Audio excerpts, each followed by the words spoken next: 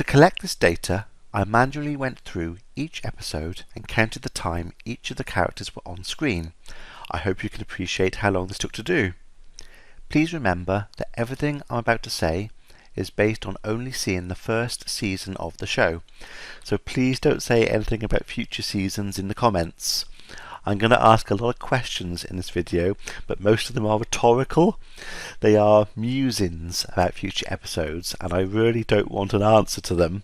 I want to be surprised when things happen in later seasons.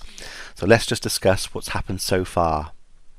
The criteria that I used to be included in the bar chart was a character must have appeared in at least 2 episodes and have a combined appearance time of more than 4 minutes.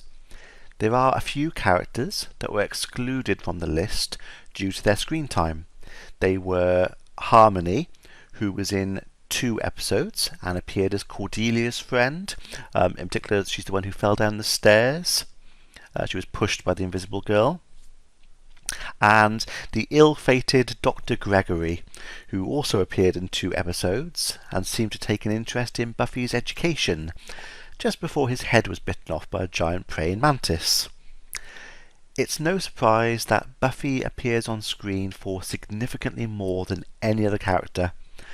I liked her humour, character and fighting abilities throughout the season, and I thought that Sarah Michelle Gellar had some scenes that really showed her off as a good actress, in particular in the final one.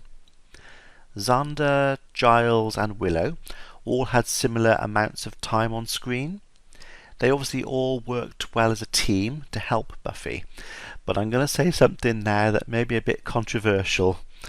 I was not a fan of Xander. I know that this is the first season and that he's basically a schoolboy, which may be why he was written the way he was, so I'm hoping that there will be a lot of character development in the future seasons and that he's going to improve in my eyes. I really like Giles as a character. Maybe it's because he's British, but I like his mannerisms, knowledge and feelings towards the other characters. Although I do question why the school would employ him and allow such a huge archive of demon books and weapons in the library. I think it was clear that by the end of the season he was becoming more of a father figure to Buffy, and that was reciprocated by her when she punched him to stop him from fighting the Master for her. She basically punched him out of love. I know that's been used as an excuse by abusers in the past to justify hitting partners, but in this case, to stop Giles from sacrificing himself to try and save her, she knew the only way to stop him was to physically knock him out.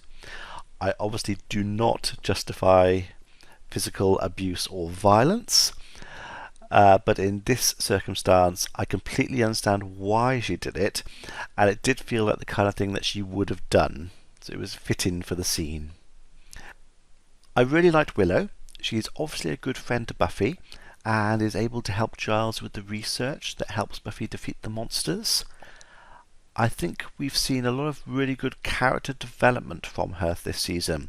She's been getting more confident and developed as a person. We have seen her pining after Xander, even after seeing how he likes Buffy, which is obviously hard for her. I've been in a similar position in my life, so I know how hard it can be. I really don't want to see Willow and Xander get together, if I'm honest, as I prefer to see all 3 of them stay as friends, so I'm hoping that's going to be phased out in the next season.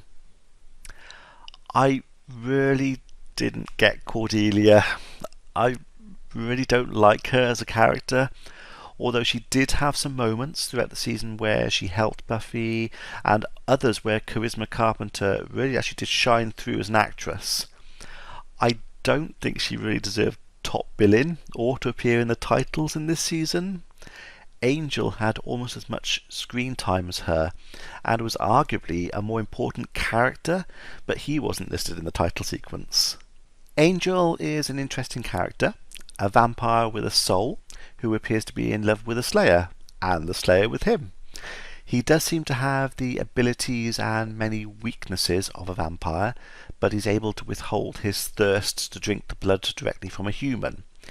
He didn't have a huge role in this season, so I'm looking forward to seeing more of what he can do in the future. Considering he was the main bad guy for the show, the Master didn't appear very much. He looked great and he did have really good screen presence, but it would have been nice to have seen him used a bit more. I have said that I wish the last episode had been a two-part one, as it felt a bit rushed. I think it would have been good to have ended the first part when Buffy died at the hands of the Master, and then we could have seen him a bit more as he was sort of out in public, maybe gone on a bit of a murder spree in the final episode, but it wasn't meant to be. We haven't seen much of Buffy's mum Joyce during this season, but we do need to see her because I think it's important to see that side of Buffy's life in the show, as she is a school kid at the end of the day, so I think seeing her parents and sort of home life is pretty essential to the show. We did briefly see her father Hank in one episode. It'll be interesting to see if he appears in the future, or whether, as mentioned earlier, Giles will sort of take over emotionally in that role of father figure. We didn't see much of Jenny. What I did see, I liked, and I think so did Giles as well. I'm guessing she's been set up as a sort of a love interest for him, as there did seem to be a spark between them. So I'm looking forward to seeing more of her in the future and how that develops. Darla was another odd character. We saw a little bit of her interacting with Angel, and she said that she made him a vampire, so she's kind of like a key part of his history. But then she was killed off. I think there could have been a bit more development there, especially as Buffy and Angel were getting closer. She could have been quite a useful character to shake things up between them. Luke only appeared in the first 2 episodes, as he was killed off in the bronze at the end of episode 2. He seemed like quite a ruthless bad guy to have in the show. It's a shame he was killed off so soon, as I think he could have brought a lot more, especially being the right hand of the Master whilst he was trapped underground. Principal Flutie, I felt really sorry for him. He really didn't seem like a bad guy, just a really sort of firm principal for the school. And let this sink in for a minute. He died when 4 of his students ate him alive. Can you imagine how he must have felt? That's a pretty horrific way to go. Jesse was only in the first 2 episodes as well.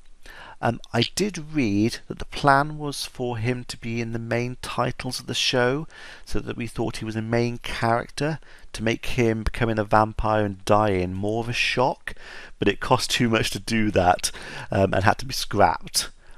From what I saw of him, I didn't really care about the character or what happened to him, so he wasn't really a loss to the show for me. So, yep, there we go. And then we come to Colin, the Anointed One.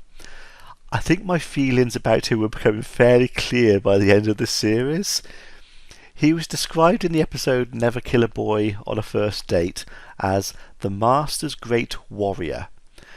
As I said in the comments to the last video, the Master could have paid an Uber to do the same job that Colin did in the final episode. He was completely pointless. He didn't seem to die at the end, so I don't know what happened to him. Maybe he's back next season? Yay! Principal Snyder popped in at the end of the season to provide a little more comic relief to the proceedings. I really like the actor Armin Shimmerman. I think he plays obnoxious characters really well, and this one's no different. He was also still alive at the end of the season, which is quite an accomplishment in that school. I don't know if he's in the next season or not. Please don't tell me in the comments, but I hope he is. I really enjoyed this season of Buffy the Vampire Slayer. I think most of the episodes were good, with a few stronger stories standing out to me.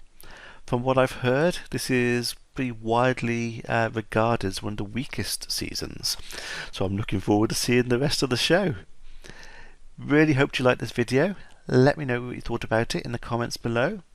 watch out for other videos on my channel, and next week we have episode 1 of season 2 of Buffy. So I shall see you then. Be seeing you.